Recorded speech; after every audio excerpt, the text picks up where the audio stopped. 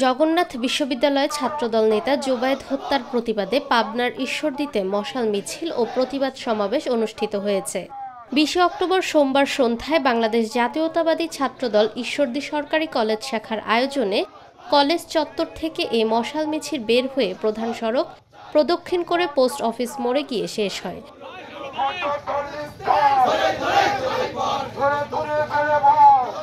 পরে সেখানে অনুষ্ঠিত হয় প্রতিবাদ সভা। এ সময় বক্তারা ছাত্রদল নেতা জোবায়েদ হত্যার ঘটনায় জড়িতদের দ্রুত গ্রেফতার ও বিচারের দাবি জানান। তা না হলে আগামীতে বৃহত্তর আন্দোলনের ঘোষণা দেন বক্তারা।